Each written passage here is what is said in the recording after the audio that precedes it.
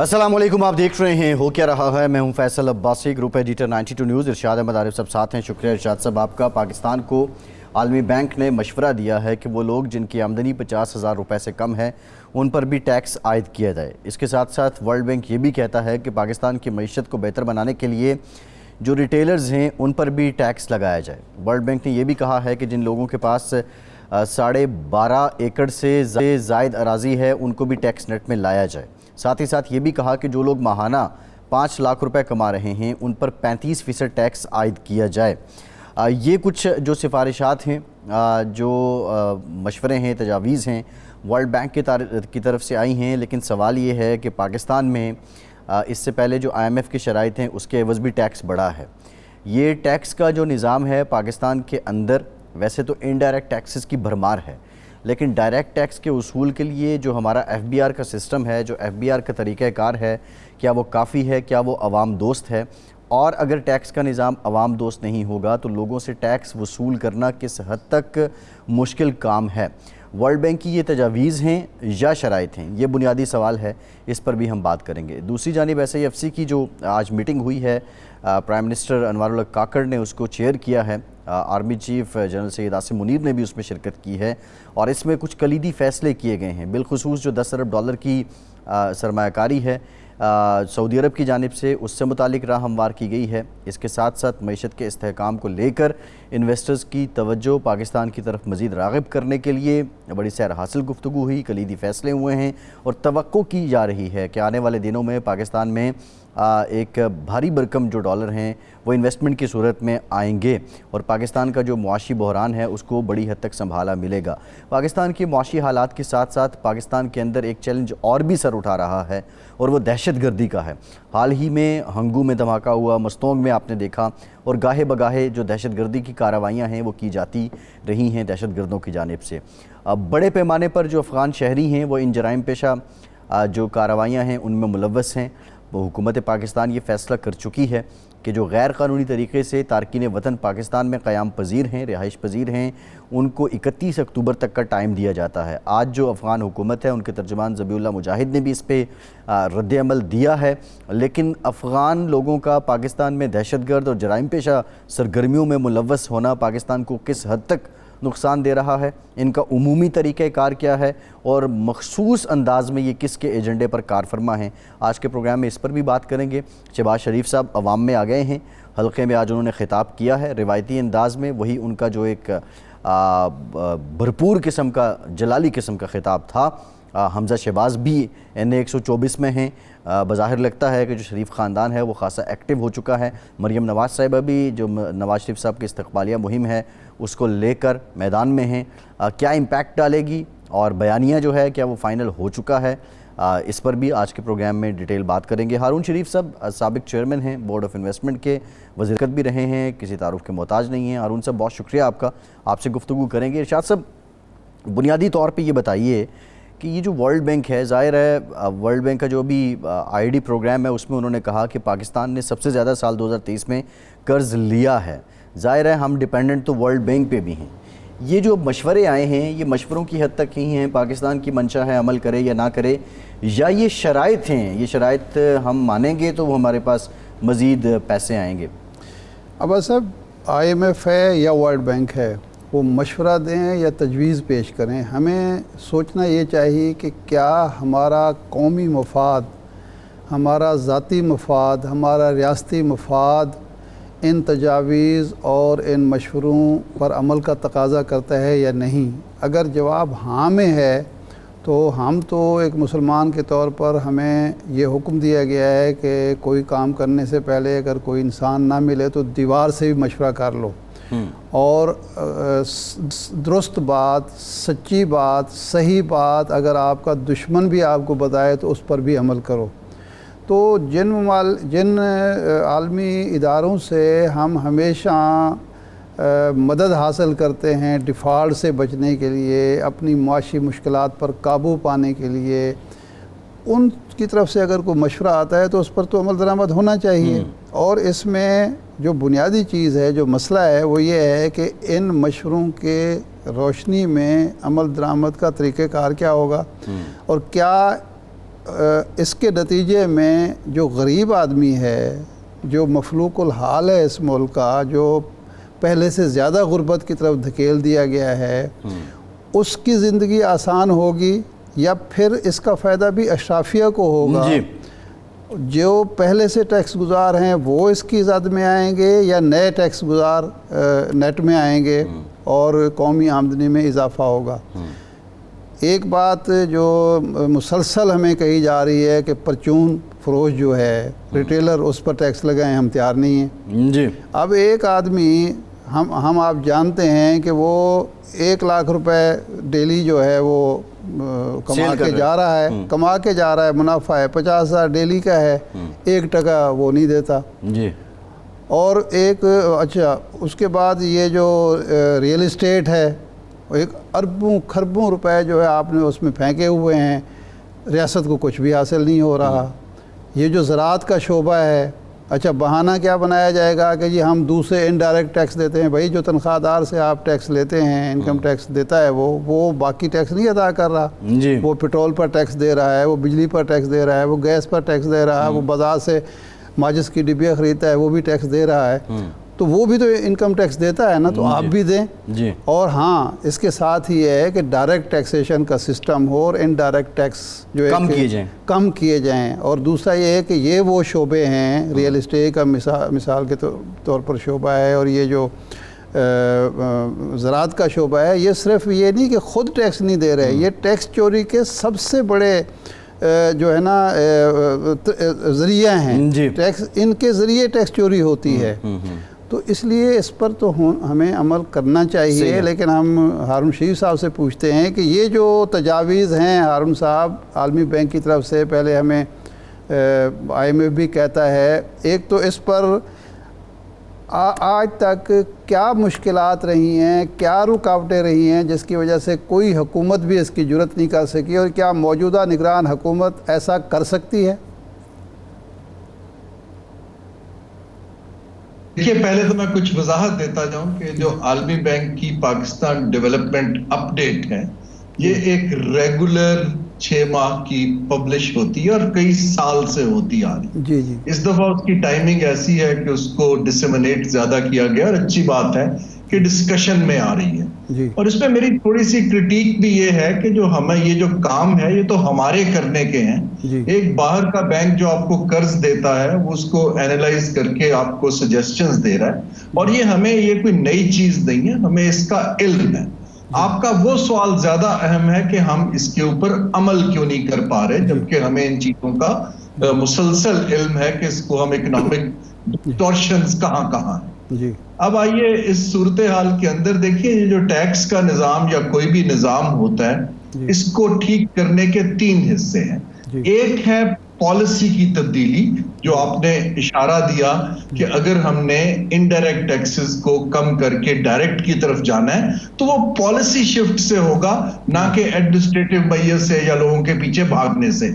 تو ہمیں ایک تو پالیسی چینج کرنی ہے کہ ہم جو 300 ارب کی سبسڈیز دے رہے ہیں، پروٹیکشنز دے رہے ہیں، اور یہ سیکٹرز کا جو لفظ ہے کہ جی ریل اسٹیٹ کو لے آئیں یا زراعت کو لے آئیں یا ریٹیل کو لے آئیں، یہ دیکھیے یہ تو ہر بندے کی انکم کے اوپر ٹیکس ہونا چاہیے، ریگارڈلیس کہ آپ کہاں کام کرتے ہیں۔ اگر آپ کما رہے ہیں تو آپ کو ٹیکس دینا چاہیے۔ یہ کسی سیکٹر کو ایگزمپٹ کرنا سیاسی وجہ سے یا کسی وجہ سے، یہ ایک ڈسٹورشن ہے، یہ ایکوٹی نہیں ہے، کیونکہ ٹیکس انکم پر ہے۔ اگر آپ کما رہے ہیں تو آپ ٹیکس دیجئے جہاں سے بھی کما رہے ہیں۔ تو میرا تو خیال ہے کہ ایک تو پالیسی کی شفٹ جو ہے، نگران حکومت کو چاہیے کہ ایک پالیسی کا ایک بڑا تفصیلی نوٹ ایشو کرے، تاکہ اور اس کو لوگوں سے ڈسکس کرے، جب نئی حکومت آئے وہ اس کو ریورس نہ کر سکے اور اس کے اوپر وہ عمل کرے۔ دوسری چیز جو بہت اہم ہے کہ آپ جو عالمی بینک کی بات کر رہے ہیں کہ چھوٹے 50,000 انکم والے پہ بھی لگائیں اور 5 لاکھ والے پر بھی لگائیں، دیکھیں یہ کام کی ایک سیکوینسنگ ہوتی ہے۔ کم انکم والا جو پہلے ہی انفلیشن سے دبا ہوا ہے، اس کے جاب لاس کا اس کو خطرہ ہے، کنزمپشن اس کی سکویز ہو چکی ہے، اپنی وہ ریل اسٹیٹ یا ایسٹس بیچ رہا ہے، اس کے اوپر سے اس سے آپ انڈائریکٹ ٹیکس بھی لے رہے ہیں۔ میرے حساب سے ٹائم وائز جب اتنی کم گروتھ ہو اچھا ہارون صاحب اس پہ ہم آئیں گے، لیکن ایک سوال جو زراعت سے ہے متعلق، زراعت کا اور پاکستان کی سیاست کا چولی دامن کا ساتھ ہے. شاید ایک بڑی ریزن یہ بھی ہے کہ یہ جو شعبہ ہے اس پہ ٹیکس اس لیے نہیں لگ سکا کہ جو پالیسی میکرز ہیں، یہ لیجسلیٹرز ہیں، وہ بڑی تعداد ان کی زراعت سے ہی وابستہ ہے. اگر موجودہ نگراں حکومت ان کو ٹیکس نیٹ میں نہیں لا سکتی، زراعت کے شعبے کو بالخصوص، تو آپ سمجھتے ہیں کہ پھر یہ خواب ہی رہے گا کہ ہم توقع کریں کہ کوئی سیاسی منتخب حکومت آئے اور وہ آ کے یہ کر لے؟ جی، جب تک سیاسی منتخب حکومت اپنے الیکشن کو پیٹرنیج پہ جیتنا چاہے گی، مراعات دے کے ریل اسٹیٹ والوں کو، زراعت والوں کو، جو بھی ان کا کنسٹیچوئنسی ہوگی، تو آبویسلی وہ ان کو ہیسیٹیٹ کریں گے. لیکن یہ جو آپ نے SIFC بنائی ہے، میں ان سے کہوں گا کہ اب اس باڈی کو یہ ایک ایکشن لینا چاہیے کہ جو بھی حکومت آئے، اب وہ یہ مراعات جو ہیں، اس کا وقت گزر گیا ہے، اب جیب میں پیسے ہیں نہیں. آپ کو پہلے اکانومی کو سٹیبلائز کرنا ہے، پھر ریوائیو کرنا ہے، پھر گروتھ کی طرف جانا. یہ ایک 10 سال کا سفر ہے. منموہن سنگھ صاحب نے کوئی 30 برس پہلے انڈیا کے ریزروز ہم سے کم تھے اس وقت ایک ریفارم کا پروگرام رکھا تھا کہ آپ نے اپنے پیر پہ اگلے 30 سال میں کھڑے ہونا ہے کہ نہیں ہونا ہے، آپ آج فیصلہ کر لیں. پاکستان کو فیصلہ کرنا ہے کہ ہم نے ڈائریکشن کیا لینی ہے. ہم انفارچونیٹلی بہت سالوں سے اپنے معاشی چیلنجز کو اپنی جیو پولیٹیکل پوزیشننگ پہ حل کرتے رہے ہیں، نہ کہ اکنامک فیصلوں پہ. اب ہماری وہ جیو پولیٹیکل بارگیننگ بھی کم ہو گئی ہے اور ریالٹی ہٹ کر رہی ہے. یہ ٹائم ہے کہ ہم مشکل فیصلے کرتے ہیں. ہارون صاحب قطع کلامی کی معافی، ایک بریک کے بعد گفتگو کا سلسلہ یہیں سے جوڑیں گے. ہمارے ساتھ رہیے.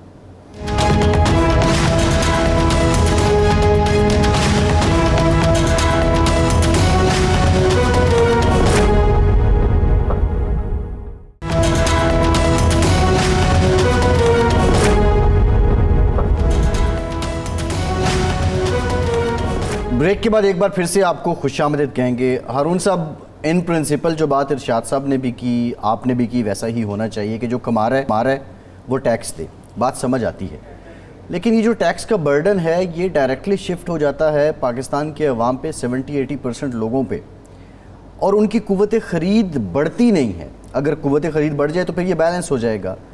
ان حالات میں جو بڑے کٹھن حالات ہیں، عوام کی قوت خرید بڑھانے کے لیے کیا کرنا چاہیے؟ نہیں سوری، اس میں اضافہ کر لیجئے کہ قوت خرید بھی نہیں بڑھتی، اور جو مراعات ایک ٹیکس دینے والے معاشرے کو ملنی چاہیے تعلیم کے شعبے میں، صحت کے شعبے میں، سیکیورٹی کے حوالے سے، وہ بھی نہیں ملتی. جی، یہ جو سیکنڈ پارٹ ہے ارشاد صاحب، یہ زیادہ اہم ہے کہ اگر ہم لون لیتے ہیں یا ٹیکس سے ہمیں جو انفلو آتا ہے گورنمنٹ کے ریسورسز میں، اس کا ایکسپینڈیچر کہاں ہو رہا ہے. میں بالکل اس کو بارہا کہہ رہا ہوں کہ خالی فوکس کرنا کہ ٹیکس کی اس کو بڑھائی جائے باسکٹ، وہ فائدہ مند نہیں ہے جبکہ ترجیحات نہیں ٹھیک ہوں گی.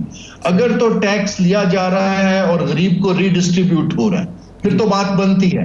اگر ٹیکس دیا جا رہا ہے اور حکومت چلانے کے جو اخراجات صرف پورے کیے جا رہے ہیں، تو اس کا بلکہ عوام کے اوپر منفی اثر پڑتا ہے.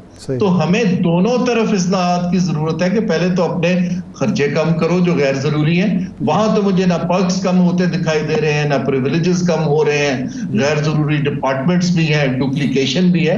تو ہمیں دونوں سائڈ کو دیکھنے کی ضرورت ہے. اب ٹائمنگ ایسی ہے کہ 25 لاکھ بچے اور بچیاں لیبر مارکیٹ میں ہر سال آ رہے ہیں. ہماری پاپولیشن گروتھ بھی زیادہ ہے. اب ان کو اکوموڈیٹ کرنے کے لیے 7% معاشی گروتھ چاہیے کنسسٹنٹلی. اب جب 2% گروتھ ہوگی تو وہ لوگ کہاں جائیں گے؟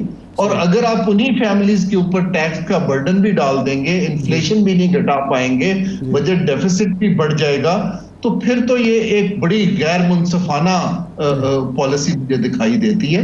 تو ہمیں چاہیے یہ کہ ہم ایک ری ڈسٹریبیوشن دیکھیں. جب تک معیشت کھڑی نہیں ہوتی، آپ ان لوگوں کا خیال رکھیں، اور جو بہت سے امیر لوگ جو ٹیکس نیٹ میں نہیں ہیں ان کو لائیں اور اپنے ایسٹس کو فروخت کریں اور اس پیسے کو ری ڈسٹریبیوٹ کریں، نہ کہ اس کو حکومت چلانے کے اندر استعمال کر لیں.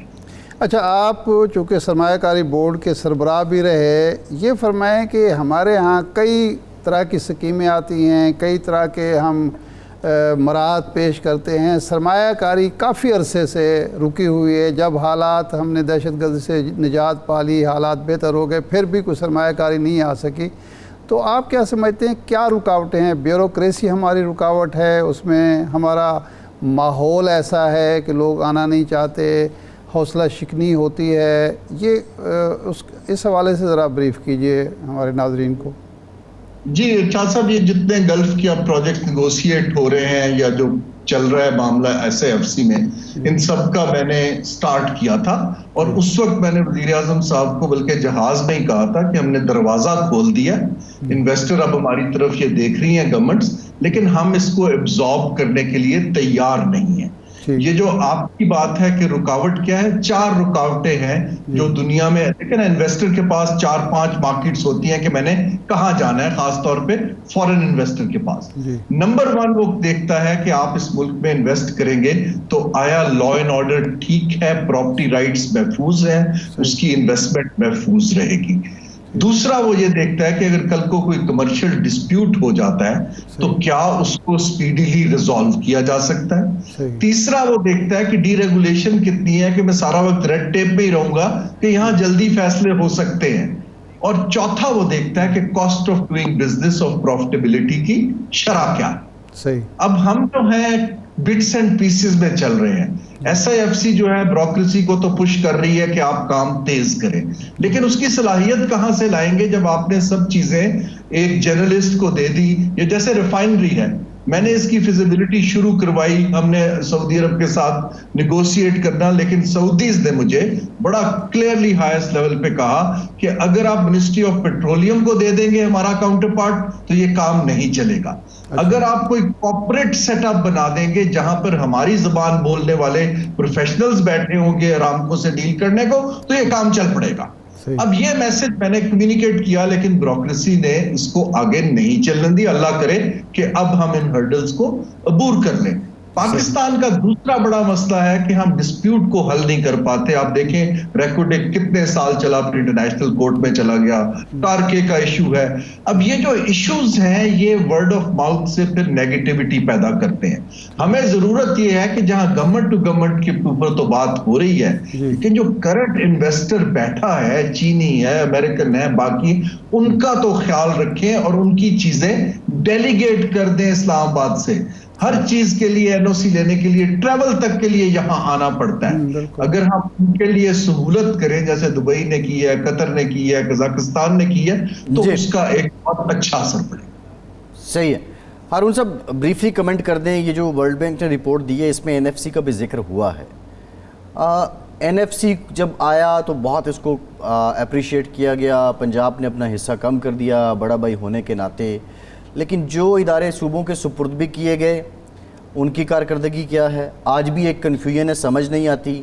17 قسم کی NOCs آج بھی موجود ہیں. یہ NFC کے موجودہ سٹیٹس کے ہوتے ہوئے معاشی استحکام میں سہولت ہے یا رکاوٹ ہے؟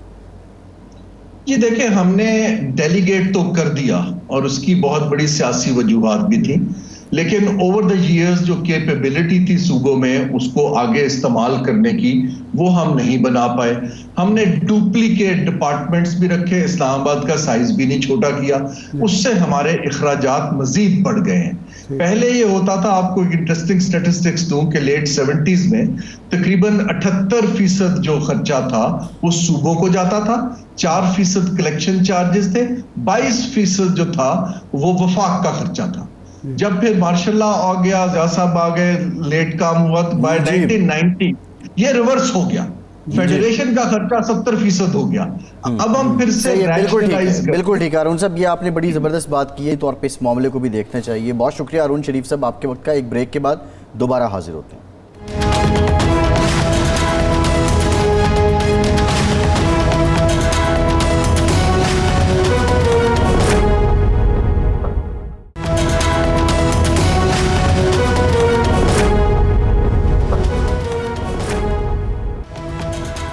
بریک کے بعد ایک بار پھر سے آپ کو خوش آمدید کہیں گے. ارشاد صاحب, انتہائی اہم معاملہ جو انکشافات ہوئے ہیں, ویسے کوئی اس میں اچنبے کی بات نہیں ہے, ماضی میں بھی یہ سب ہوتا رہا ہے, پاکستان کے تحفظات ہمیشہ سے رہے ہیں, کہ ایک تو سرحد پار سے افغانستان سے پاکستان کے خلاف دہشت گردی جو ہے اس کی منظم منصوبہ بندی کی جاتی ہے، اس سرزمین کو استعمال کیا جاتا ہے افغانستان کی.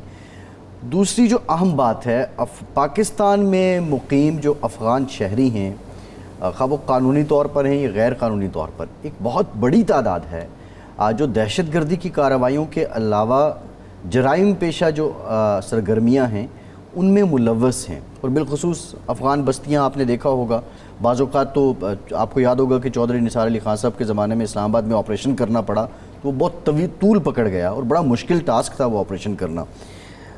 یہ ظاہر ہے جب ریزرویشن ہیں پاکستان کے اور پاکستان میں یہ سب کچھ ہو رہا ہے، اب جب ان کے انخلاء کی بات ہے تو پاکستان میں جرائم کی شرح میں بھی کمی ہوگی ان لوگوں کے نکلنے سے.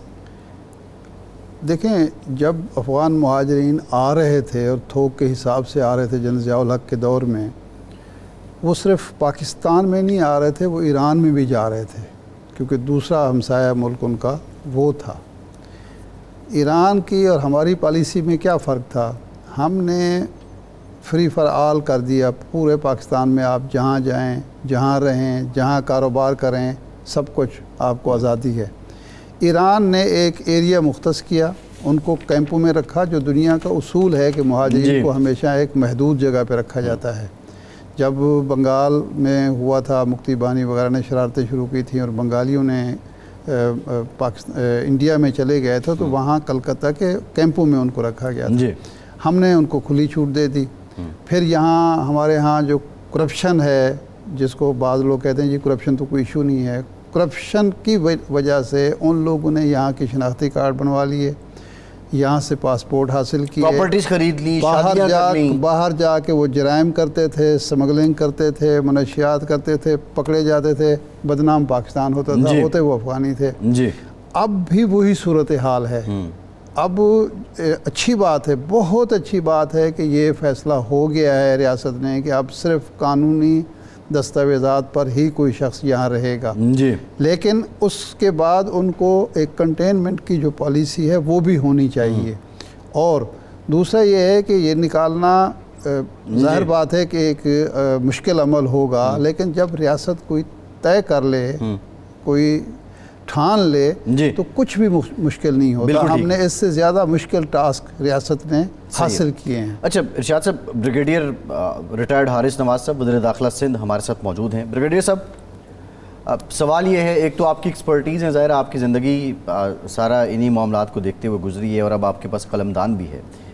ارشاد صاحب نے جس امر کی نشاندہی کی ہے کہ جب ان کو لایا گیا تو اس وقت ہی کنٹین نہیں کیا گیا، وہ غلطیاں تو ہو گئیں، لیکن اب سینیریو یہ ہے کہ جعلی شناختی کارڈ بھی ہیں، ان کی پراپرٹیز بھی ہیں، ان کی یہاں شادیاں بھی کی ہوئی ہیں، کاروبار ہیں. اب ان کو جو نکالنا ہے اور 31 تک کی جو ڈیڈ لائن ہے، آپ سمجھتے ہیں کہ اس میں ممکن ہو پائے گا یا اس کو ایکسٹینڈ کرنا پڑے گا؟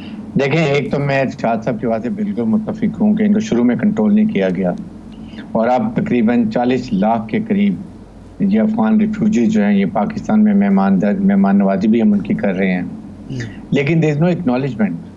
اور پھر یہ واقعی دنیا میں یہ نہیں کہیں ہوتا کہ کھلے پورے پاکستان میں یہ دندناتے پھر رہے ہیں، کھاتے پیتے رہتے پاکستان میں ہیں، بات افغانستان کی کرتے ہیں، جھنڈے ان کے لے کے پھرتے ہیں. اور کراچی میں ایک عجیب قسم کا تماشا بنایا ہوا ہے کہ ڈکیتی بھی کرتے ہیں، چوریاں بھی کرتے ہیں، منشیات بھی بیچتے ہیں، ہر کام یہ کرتے ہیں. I think now is the time کہ enough is enough and we have to ensure کہ اب جو حکومت پاکستان نے احکامات کیے ہیں، جو پرائم منسٹر نے، اس کے بعد چیف آرمی اسٹاف نے، we have to implement in letter and spirit. ہمارے مجھے یاد ہے کہ یہ ہمارے مڈل ایسٹ کنٹریز میں، آئی ڈونٹ نو ٹیک دا نیم، انہوں نے کچھ سیکٹ کے لوگوں کو 2-3 دن کے نوٹس پہ جو بزنس کاروبار بند کیا، ان کے اکاؤنٹ فریز کیے and they send them across just because it was their own national security issue. So اگر ہم پاکستان کی بات کرتے ہیں، پاکستان فرسٹ کی بات کرتے ہیں، دین وی ہیو ٹو ناک آن ایک کہیں نہ کہیں تو ہم ایک بلاکٹ لگائیں نا. 1 مہینہ بہت ٹائم ہے. They should close up their business of their illegals, اور اس کے بعد دے شوڈ جو پیسہ اپنا یہاں استعمال کریں which not allow them to take the money outside, اور اس کے بعد ان کو انشور کریں کہ they go and leave the country. It's not only Afghani, there so many other nationalities کے لوگ بھی رہتے ہیں. سندھ کراچی میں پرابلم یہ ہے کہ بہت زیادہ تعداد میں یہ روزانہ کی تعداد میں آتا ہے. اب تو انہیں بارڈر سیل کیا ہوا ہے. یہاں پر نہ ان کے پاس رجسٹریشن ہے, نہ ان کے پاس شناختی کارڈ ہیں, 40 شناختی کارڈ بنائے ہوئے ہیں. اس میں نادرا کے لوگ ہیں وہ بھی راؤنڈ اپ ہوں گے. اور اب تو ہم نے ایک بڑی کمیٹی بنا دی ہے ہر ڈسٹرکٹ لیول پہ, نادرا ڈپٹی کمشنر پولیس اور اسپیشل پولیس, اور they are going to assess everyone کہ یہ کون لیجٹیمیٹ ہے, کون ایلیگل ہے, کیا ہے. اور پھر will make a wholesome work کہ ان کو کیسے بھیجنا ہے. یہاں سے بلوچستان کی سرحد پر ہماری ٹی ریپ وہاں سے بھی آگے بس میں ان کو لے کے جائے گا, بلوچستان گورنمنٹ کے ریپ ہوں گے. اور صاحب میں یہی سوال کرنے لگا تھا کہ ایک تو یہ ہوگا کہ جب 31 اکتوبر گزر جاتی ہے تو کیا طریقہ ہوگا, ان کی گرفتاریاں ہوں گی, ان کو زبردستی ٹرکوں میں بسوں میں بٹھایا جائے گا اور سرحد کے پار دھکیل دیا جائے گا, یا افغان حکومت سے کوئی مذاکرات چل رہے ہیں, طریقہ کار وضع کیا جا رہا ہے. ایک بات. دوسرا جو پہلو ہے ہمارے ہاں جو کرپشن اور نااہلی کا پہلو ہے, پولیس ہے یا دوسرے ادارے ہیں, کہیں یہ تو نہیں ہوگا کہ جو غریب لوگ ہیں وہ تو پکڑے جائیں گے اور جو طاقتور یا پیسے والے لوگ ہیں وہ پھر پرانے حربوں کی طرح وہ یہیں کے یہیں رہیں گے؟ دیکھیں جس میں تو we are going to very very strict on this, and it is better for the illegal immigrants کہ آج سے آپ اپنے جانے کا ارینجمنٹ کر لیں. آپ کو حکومت پاکستان نے بہت 1 مہینے کا ٹائم دیا ہے, حالانکہ اس دوران میں we can find some difficulties also, کہیں غائب ہو جائیں گے, انڈر گراؤنڈ چلے جائیں گے, then again they can reemerge. But اب یہ سلسلہ چلتا رہے گا, اس کو ہم روکیں گے نہیں.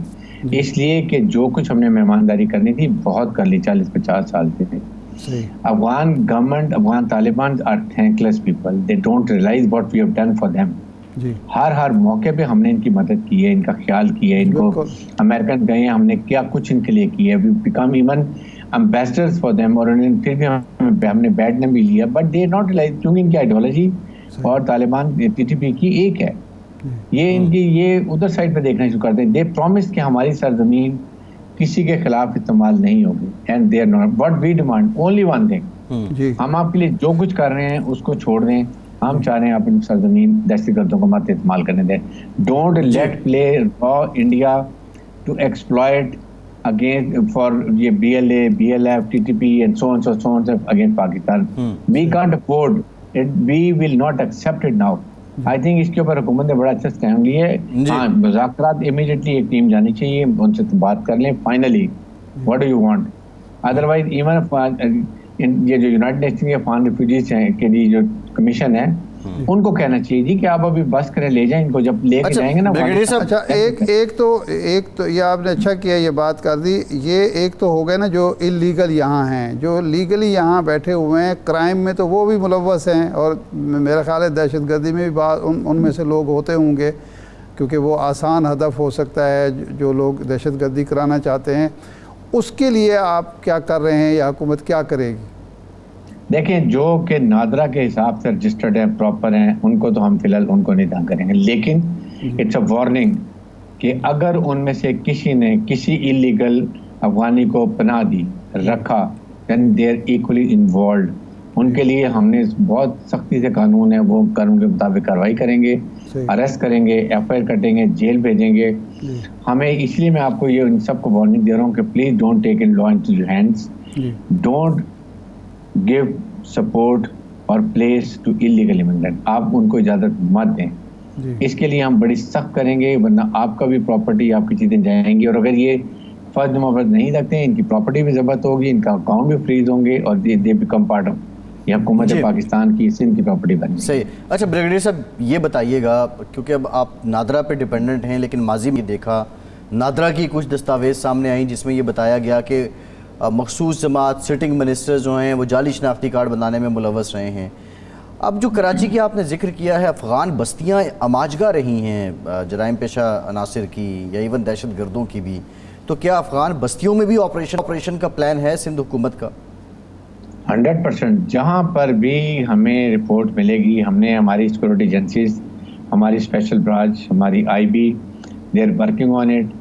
ابھی 1 ہفتے 10 دن میں ہمیں پوری انفارمیشن مل جائیں گی. We will warn them, we don't want any collateral damage, but we have to flush out all this thing. I think اس پہ ہم کمپرومائز نہیں کریں گے, کیونکہ یہ ہمارے ملک میں سب سے زیادہ خطرناک بریڈنگ پلیس ہے, جہاں سے یہ سوئسائڈ بمبر بھی نکلتے ہیں, یہاں سے ان کے یہ سہولت کار بھی نکلتے ہیں, یہیں سے ان کے ٹی وی میں لوگ آ کے چھپ بھی جاتے ہیں کیونکہ دونوں طرف پشتون ہیں. اور کوئٹہ میں یہ جو ہے پختونخوا ملی پارٹی جس کے محمود اچک رہی ہیں, I think they have been very unfair with the country. What they have been doing it. آپ ان کو شناختہ کے کارڈ بنوا کے صرف اپنے ووٹ بینک بڑھانے کے لیے. فار گاڈ سیک, پاکستان ہے تو یہ چیزیں ہیں, اس لیے اسٹاپ ڈوئنگ آل تھنگ. اب we can't take this nonsense all the time. اس لیے ابھی بھی ہم وارننگ دے رہے ہیں. جو نادرا میں جن لوگوں نے کالی بھیڑے ہیں they will also be sorted. I think جو ابھی نادرا کے چیئرمین آئے ہیں, he is a very great person, nice person. وہ اس کو چیک کریں گے اور اس کو دیکھیں گے کون کون اس میں کتنے غلط کام کیے ہیں. انہوں نے ٹریز کے اندر آئے ہوئے ٹری, میرے 3 بچے ہیں, ساتھ ایک چوتھا بچہ وہاں ڈال دیا. This is what has happened actually. اس طرح کے لوگوں میں جو ایک ایک کر کے ان کو آپ نے ریسٹ کر دیا. تو یہ چیزیں تو بہت ہی خطرناک ہیں. پاکستان سے مت کھیلیں. پاکستان کے کھیلنے کی اب اجازت ختم. اور چیف عامر صاحب بڑے clear, he is very dashing person, and جب he is talking about it, he wants کہ پاکستان میں امن ہو, best friendly secure business environment ہو. Let the business come, investment آئے پاکستان میں جو کہ آنے والی ہے, اور اس کے لیے ہم نے ہر وہ کام کرنا ہے جس سے ان کو سیکورٹی ہو. یہ چیزیں ہیں, بڑا سمپل سا پلان ہے. آپ نے SIFC میں دیکھ لیں, پھر لمٹس میں دیکھ لیں کتنا کام ہو رہا ہے, کون کون سے ایریا کو. بھی آپ یقین کریں نارا میں کوئی میرے خیال میں کتنے ہزاروں ایکڑ زمین کو ہم اب کرنے جا رہے ہیں گرین. اسی طرح تھرپارکر میں ڈیزرٹ میں we are going to convert into Greenland. تو یہ چیزوں کے لیے we need the support of society also. ہر بات حکومت پہ نہیں ڈال دیں. اچھا, اس میں ایک ٹیکنیکل نقطہ اور بھی ہے بریگیڈیئر صاحب. اب بعض لوگ ایسے ہیں ان افغانوں میں کہ جنہوں نے پاکستان میں پاکستانی شہری جو خواتین ہیں ان سے شادیاں کر رکھی ہیں. ان کا سٹیٹس کیا ہوگا اگر وہ خاتون اپنے اسپاؤس کے لیے کہے کہ یہ نہیں یہاں رہنا چاہیے ان کو, تو کیا یا خاتون کو ان کے ساتھ بھیج دیا جائے گا؟ اس کا سٹیٹس کیا بنے گا؟ کیا ان کو کیسے؟ نہیں, دیکھیں جو بھی پاکستانی قانون کے مطابق پراپر ہوگا, جیسے قانون ہے کہ اگر وہ پاکستانی شادی کی ہے اور وہ اسپاؤس اسپانسر کرتی ہے, وہ نیشنل بن جاتا ہے, رجسٹرڈ ہو جاتا ہے نادرا میں, then he has all the right. But ان سب کو پاکستان کے آئین اور قانون کو ایکسیپٹ کرنا ہے. اس کے بعد ہمارے پاس وہ قانونی راستے تو بہت ہیں, وہ ہم نکالیں گے, چاہے ان کو جیل بھیجیں, ان کو سزا دیں یا کچھ اور کریں, لیکن یہ ہم نے کرنا ہے اس کو. اور یہ 30 دن کا آنیسٹلی آئی فیل یہ زیادہ ٹائم دے رہا ہے. اچھا, ایک پہلو معیشت کا بھی ہے کہ کاروبار ہیں راولپنڈی میں, لاہور میں, کراچی میں, کوئٹہ میں, ہر جگہ پہ, پشاور میں. اور ابتدا میں مجھے یاد ہے جب 80s میں یہ ہمارے چیمبرز اور ہماری تاج تنظیمیں یہ سوال اٹھایا کرتی تھیں کہ جی ہمارے لیے اسپیس کم ہو رہی ہے, یہ اسپیس زیادہ لے رہے ہیں. پھر ٹرانسپورٹ کا بہت سارا کاروبار ان کے پاس ہے. اس حوالے سے کوئی منصوبہ بنایا گیا ہے کہ اس کو کس طرح محدود کیا جا سکتا ہے؟ دیکھیں ان کے لیے سمپل ہے, جو انرجسٹرڈ انلیگل ہیں they must sell their all property and transport to the Pakistani. جو یہاں پر آپ کے اپنے افغانی یا وہ جو ہیں یہاں پر لیگل طریقے سے جن کے نادرا کے کارڈ بنے ہوئے ہیں, ریزیڈینشیل کارڈ بنے ہوئے ہیں, دے کین چل مطلب. لیکن ہم نے یہ نہیں کہ آپ کو اب چھوڑیں گے. یہ پاکستان میں ہم نے بہت نقصان اٹھا لیے. اگر آپ کے افغانی, آپ کے افغان حکومت آپ کا خیال نہیں کرتی, دین وی آر پونٹ کیئرلیس. یہ ہماری بقا کی لڑائی ہے. ہم نے جتنا کوئی نقصان اٹھایا ہے, یہ ہماری جو معیشت کا حال ہوا ہے, ہم ان کو ٹریڈ رازن بھی دیتے ہیں, ان کو چینی, گندم, ہر چیز لیتے. ڈالر ہمارا انہوں نے وہاں تک تباہ کر کے رکھ دیا ہے. ابھی ہم نے کیونکہ سیلنگ کی ہے, بارڈر کی سختی کی ہے, تو آپ کے سامنے ڈالر روزانہ کم ہوتا جا رہا ہے. اینڈ آئی ایم شیور کہ یہ اور زیادہ کم ہو جائے, کافی حد تک کم ہوگا. تو اس لیے ہمیں اب کہیں نہ کہیں نیشنل انٹرسٹ میں معیار لینے ہیں. ایران نے دیکھ لیں کیسے کیا ہوا تھا. دنیا میں جہاں بھی ہوتے ہیں ریفیوجیز, ان کو علیحدہ جگہ مارک کی جاتی ہے, they are confined to those areas, but here it is free for all because the provincial government نے خیال نہیں کیا. ہم اس بات کے بہت مائنڈفل ہیں کہ دیکھیں جو پشتون ہمارے بھائی ہیں KPK میں ہیں, بلوچستان میں ہیں, بہت بڑی تعداد ہیں, they we have lot of respect for them. لیکن ساتھ ہی ساتھ they also know they are very patriot, بہت محبت کرتے ہیں. ہماری فوج بھری ہوئی ہے ہمارے پشتون آفیسر سے, تو دے انڈرسٹینڈ کہ پاکستان کے لیے تو پھر کہیں نہ کہیں تو we'll have to take step. تو I think this is right time we have taken this year. اچھا, آپ نے ہمارے پروگرام میں کافی دن پہلے یہ کہا تھا کہ اگلے 3-4 دنوں میں ہم اندرون سندھ ڈاکوں کے خلاف, ذخیرہ اندوزوں کے خلاف اور دوسرے جو جرائم پیشہ لوگ ہیں ایک بڑا آپریشن لانچ کر رہے ہیں. ہم نے لسٹیں بنا لی ہیں, سارا کچھ ہے, خاص طور پر کچے کے علاقے کا آپ نے ذکر کیا تھا, وہ آپریشن ابھی تک شروع نہیں ہو سکا. ارشاد صاحب دیکھیں, ہم نے پوری پلاننگ کی ہے, ہم نے سب چیزیں انفارمیشن لے لی ہے. کچے ہم نے پکے میں پہلے آپریشن کیا ہے, بہت لوگوں کو ہم اریسٹ کر رہے ہیں جو کہ ان کی آئیز اینڈ ایئرس ہے. دا ڈیکوائٹ از بلائنڈ. اگر یہ لوگ جو پکے میں بیٹھے ہوئے ہیں, ایکچولی کچے کا ایریا دریا کی طرف کا ہے, درمیان میں بند ہے, دوسری طرف پکے کا ایریا, یہاں یہ سارے بیٹھے ہوئے ہیں جو ان کو مدد کرتے ہیں, ڈیکوائٹی کریں, ابڈکشن کر لیں, رینسم لے لیں, وہ ہم نے اٹھانی شروع کی ہیں. پھر ہم نے وارننگ یہ دی کہ جی ہم دیکھیں آپریشن سے پہلے want to give them a chance. ہم نے ان کو یہ کہا جی آپ کے جس سردار کے ایریے سے کوئی بھی ابڈکشن ہوگی, رینسم ہوگا, ہمارا سپاہی پولیس کا شہید ہوگا یا زخمی ہوگا, ہم اس سردار کو اکاؤنٹیبل کریں گے. اس کا فائدہ یہ ہوا ہے کہ 20-20 لاکھ کے ہیڈ منی کے ڈیکوائٹ سرنڈر کر رہے ہیں. کراچی میں آپ دیکھیں تو روزانہ کی تعداد میں 1 سے 2 ڈیکوائٹس ہم مار رہے ہیں. Literally this is acting as a deterrence for others who are potential crime میں آنا چاہتے ہیں. یہ ہم نے شروع کیا. ساتھ ہماری پولیس اب روڈ میں نظر آ رہی ہے, ہمارے ایس ایچ اوز ہیں, ڈی ایس پیز ہیں, ایس ایس پیز ہیں, پیٹرولنگ کر رہے ہیں, رینجرز آ رہی ہے. We want to give them a secure environment to our families and children in sin. انشاءاللہ اگر ہماری نیت ٹھیک ہے اور ہمیں کوئی پولیٹیکل نہیں ہے اور کوئی سسٹم نہیں ہم چلا رہے ہیں, تو مجھے یقین ہے کہ ہم by and of this month آپ دیکھیں گے کراچی کے بہت حالات بہتر ہوں گے. دا پرپز از فیملیز خود ٹی وی پر آ کے کہیں کہ we are very happy, we feel secure to move around, کیونکہ یہ ان کا حق ہے. عوام نمائندے کیوں چنتے ہیں کہ آپ جائیں لیجسلیشن کریں, ان کے لیے بہت بہتری کا کام کریں, جان و مال کی حفاظت کریں, بزنس کو دیں, ہیلتھ کے لیے, ان کے لیے. وہ کچھ بھی نہیں کیا جاتا, ہم آگے سب چیزیں بھول جاتے ہیں. آئی تھنک ہمیں کم از کم پریشر نہیں ہے. میرا ایم ہے کہ میں ایسا تھوڑا سا ایسا اسٹینڈرڈ کر کے جاؤں کہ جو نئی مینڈیٹ کی گورنمنٹ آئے اس سے نیچے نہ آئے بلکہ اس کو آگے لے کے جانا پڑے. ابھی 2-3 دن پہلے ایک کنٹروورسی چلی, ایک مویشی منڈی کا تھا, ٹھیکہ جو تھا وہ 10-12 کروڑ کا ہوتا تھا, 5 ارب پہ چلا گیا. تو ظاہر بات ہے کہ وہ سیاسی بنیادوں پر ہی ملی بھگت سے ہو رہا تھا. آپ سیاسی نہیں ہیں, آپ کے سیاسی عزائم نہیں ہیں, لیکن جو لوگ یہ خواہ اغوابرۂ تاوان ہو, خواہ وہ بطہ خوری ہو, باقی جو جرائم ہیں ان میں کچھ لوگ سیاسی بھی ملوث ہوتے ہیں اور ان کے پیچھے بھی سیاسی لوگ ہوتے ہیں. تو اس حوالے سے آپ کی حکمت عملی کیا ہے ان لوگوں سے نمٹنے کے لیے؟ دیکھیں ہم نے تو اگر کچھ سردار جو ہیں کافی, میں نام نہیں کسی کا لینا چاہتا, دے پولیٹکس میں بھی ہیں, تو this message to everyone کہ آپ نے پرابلم یہ ہے کہ ان لوگوں کے اپنے ڈسپیوٹس ہیں, اس کے لیے یہ ان لوگوں کو جو یہ انلیگل لوگ ہیں, جو کلپریٹس ہیں, ان کو یہ پالتے ہیں, اپنے آپ کو سیکیور کرنے کی لڑائیاں شروع کر دیتے ہیں اور اسی میں سے پارٹی شروع ہو جاتی ہے. آئی تھنک یہ ہم نے بڑے حد تک کلیئر کر دیا. اور میں نے اپنے ڈی ایچ کو اپنے ریسپیکٹڈ ڈومینس کے اندر آپ ان سے بات کریں, بتا دیں کہ نو مور انٹرفیئرنس, نو مور ڈیکوائٹیز, نو مور ابڈکشنز. اور اگر ہمارے سپاہی کو کوئی نقصان ہوا, we are going to sort them out. It's very clear. اور I think they are understanding. اور ہم بہت حد تک ہم نے جتنے ابڈکٹیز سے زیادہ سے زیادہ نکال لیے, 4-5 رہ گئے ہیں, ہم نے سارے ہندو ہمارے ابڈکٹ کو ہم نے نکال لیا, اور without paying any ransom. So I think it's a good move. Let's hope when we want to do it, inshallah, we should be successful. اچھا, یہ بریگیڈیئر صاحب بتائیے گا, اب الیکشن کمیشن نے کہا ہے کہ جنوری کے آخر میں الیکشن ہوں گے, آخری ہفتے میں, تو کراچی میں کیسا ماحول دے رہے ہیں سیاسی جماعتوں کو؟ کیا ماحول سب کے لیے سازگار ہوگا, پرامن ہوگا, اور اس سے پہلے نگراں حکومت کی حکمت عملی کیا ہے؟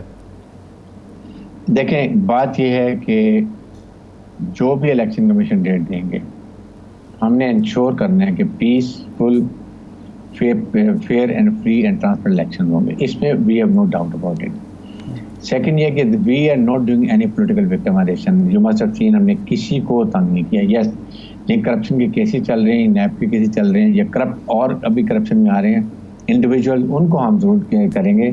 ہم نہیں چاہتے کہ کوئی ایسی بات ہو کہ ہمارے یہ پلینگ فیلڈ نہیں دیا جا رہا, یا پیپل پارٹی وکٹمائزیشن کر رہے ہیں, جی ڈی اے کو تنگ کر رہے ہیں. We don't want it. یہ ہمارا مینڈیٹ نہیں ہے. مینڈیٹ ہے ہمارا law and order, drug free Karachi, illegal immigrant free Karachi, and کچے کے ایریے میں نو ڈیکوائٹس.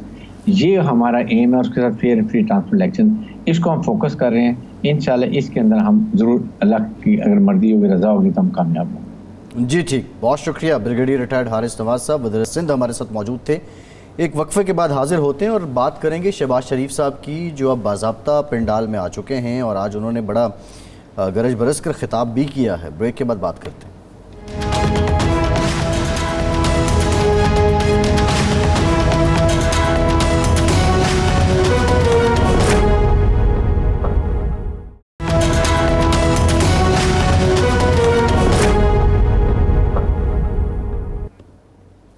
بریک کے بعد ایک بار پھر سے آپ کو خوش آمدید کہیں گے۔ ارشاد صاحب، شہباز شریف صاحب آج نکلے ہیں حلقے میں۔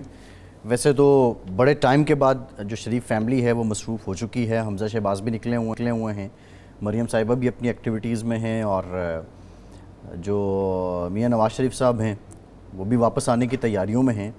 بہرحال شہباز شریف صاحب نے کہا جی ہم کسی سے کوئی انتقام نہیں لیں گے، ہمارا مقصد ملک میں وہ خوشحالی لانا ہے جو میاں نواز شریف چھوڑ کر گئے تھے۔ تو یہ ویسے آپ نے عجیب بات کی ہے کہ بڑے عرصے کے بعد مصروف ہوئے، پہلے فارغ بیٹھے ہوئے تھے، پہلے بھی بہت مصروف تھے، اقتدار میں تھے، نہیں میں خاندان کی بات کروں، شہباز شریف صاحب تو ایوری ٹائم بزی ہیں، کر رہے تھے، وسائل کو استعمال کر رہے تھے، بزی تھے، نہیں پورا خاندان جو ہے، پورا خاندان ہی بزی تھا، بہت زیادہ بزی تھا۔ نہیں کدھر بزی تھا، حمزہ صاحب اتنا عرصہ وہ ریسٹ موڈ میں رہے ہیں، مریم صاحبہ بھی 2-3 مہینے انہوں نے خوب مطلب کوئی سرگرمی سیاسی طور پہ نہیں رکھی۔ ہاں شہباز شریف صاحب سیاسی سرگرمیاں، وہ حالات ان کے، وہ تو حالات دیکھ کے سارے سیاسی، اب الیکشن کمپین شروع ہوئی ہے تو وہ بھی شروع ہو گئے ہیں، تو آپ دیکھتے ہیں کہ اچھا یہ بات ویسے جو انہوں نے کہی ہے نا شہباز شریف صاحب یہ کوئی نئی بات نہیں کر رہے، شہباز شریف صاحب کا ہمیشہ سے یہی مزاج رہا ہے۔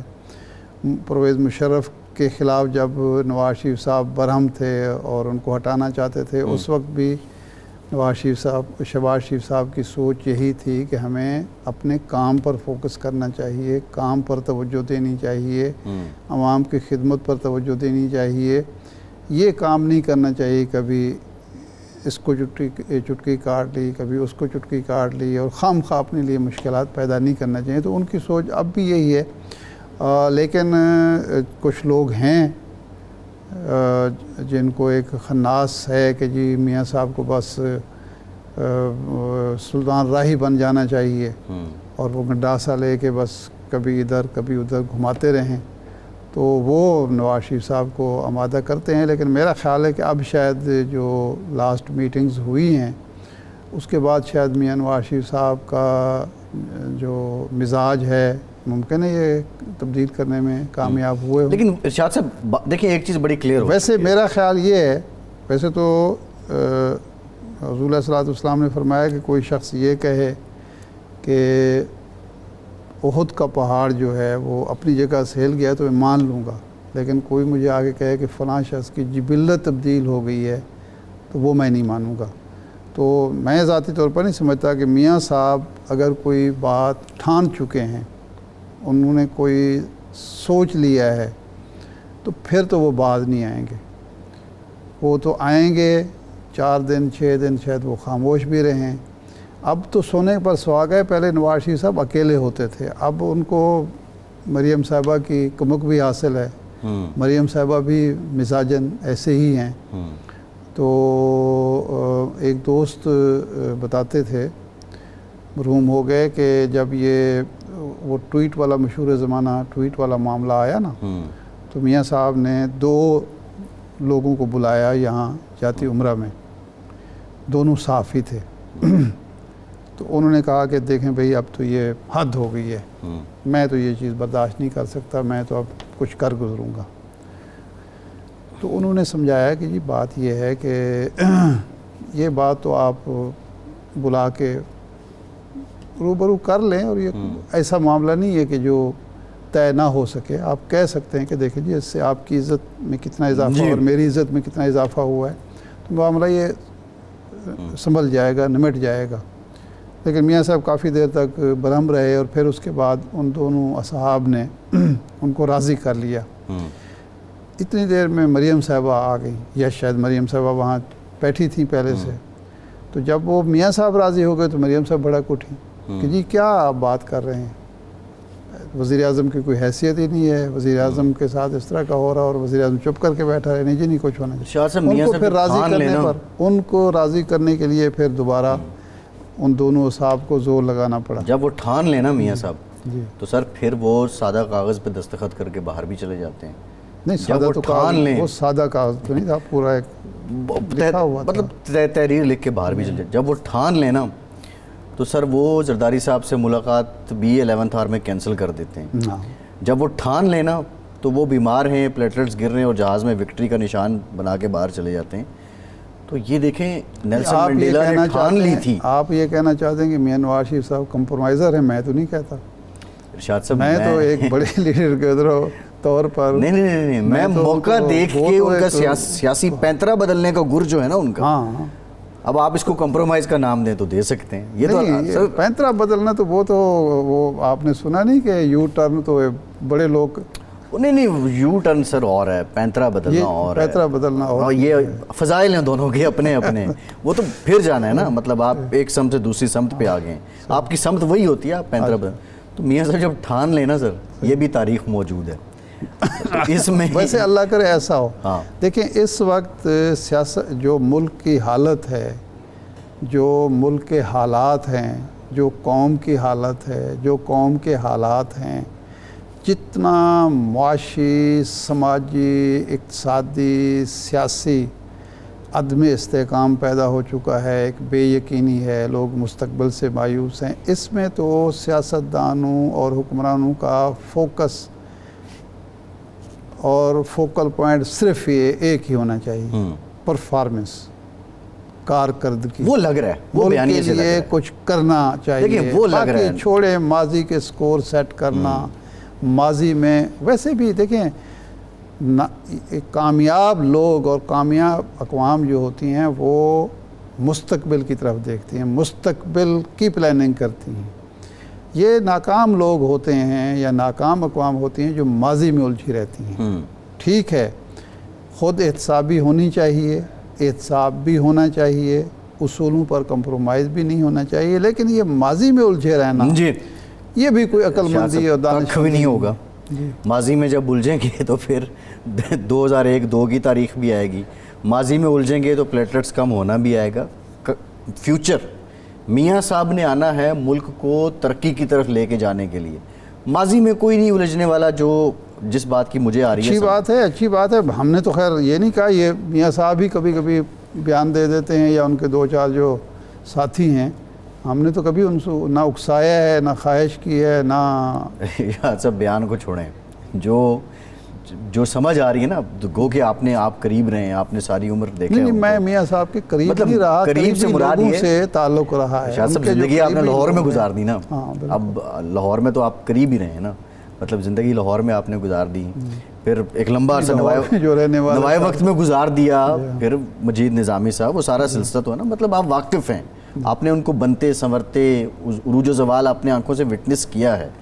वो आपकी बात बिल्कुल ठीक होगी, लेकिन जो नाचीज़ कह रहा है वो यही है कि जब वो ठान लें तो तारीख़ में इतने तजाद हैं कि तारीख़ अगर सच्ची लिखी गई तो फिर मियां साहब को हम शायद नेल्सन नहीं, मंडेला ना कह सकते। इसका मतलब ये है, जो मैं अंदाज़ा लगा सका हूँ, कि मियां नवाज शरीफ साहब के मुकाबले में मियां शहबाज शरीफ साहब का जो नैरेटिव है, मियां शहबाज शरीफ साहब की जो सोच है, मियां शहबाज शरीफ साहब की जो ख्वाहिश है, वो गालिब आ गई है।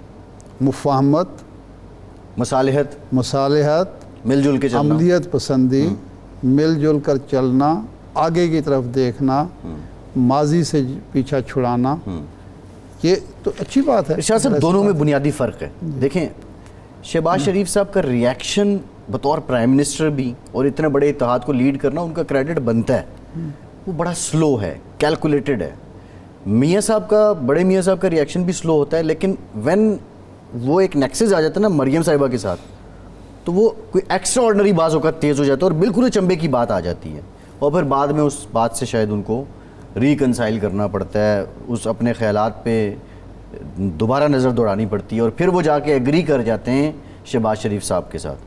तो ये जो कैटालिटिक है, वो कैटलिस्ट का किरदार मरियम साहिबा का है, और उसको ठंडा करने का अब इम्तिहान नवाज शरीफ साहब का का ये होगा मेरे नुक्ता नज़र से, अगर एक बड़ा पावर शो होता है,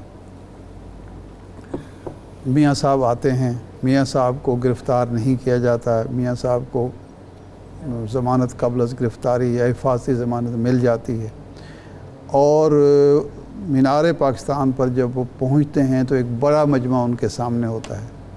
तो आम तौर पर ये देखा गया है कि हमारे सियासतदान या हुक्मरान जब लोगों का एक हजूम देखते हैं तो वो जज्बात अपने जज्बात पर काबू नहीं पा सकते। एक तो ये इम्तिहान होगा मियाँ साहब के यस लिए बिल्कुल कि है, वहाँ उनका रवैया क्या होता है, वो उससे कितना मुतासर होते हैं, कितना जज्बाती होते हैं और उसको किस तरह रिस्पांस करते हैं। एक पब्लिक भी रिस्पांस चाह रही होती है ना जी, जो सामीन लाए गए होते हैं या आए होते हैं, उनको भी एक लीडर का रिस्पांस चाहिए होता है। तो उस वक्त मियाँ साहब का रिस्पांस क्या होगा, नंबर 1। नंबर 2 ये है कि जो इनको उनके बकौल लेवल प्लेइंग फील्ड मिली है, मुखालिफिन की सफ़ें तहस नहस हो चुकी हैं, उसको वो किस अंदाज में देखते हैं। जी, वो अपनी कामयाबी के अंदाज में देखते हैं, हिस्से इंतकाम की तस्कीन के अंदाज में देखते हैं, या वो ये समझते हैं कि एक बहुत बड़ी ज़िम्मेदारी मेरे कंधों पर है, मैं एक सीनियर सियासतदान के तौर पर, एक तजर्बाकार सियासतदान के तौर पर अब कुछ ऐसा बिहेव करूं जी कि मुल्क में एक मुफाहमत का नया अमल शुरू हो। शाह साहब, इसका खुलासा ये टाइम ख़त्म हो गया। मियाँ साहब ने अगर परवीन शाकिर की शायरी सुना दी फिर तो बात, अगर हबीब जाले पे आगे काम खराब है। प्रोग्राम का टाइम ख़त्म हो गया। बहुत शुक्रिया आपका। आज के प्रोग्राम से इतनी इजाज़त दीजिए।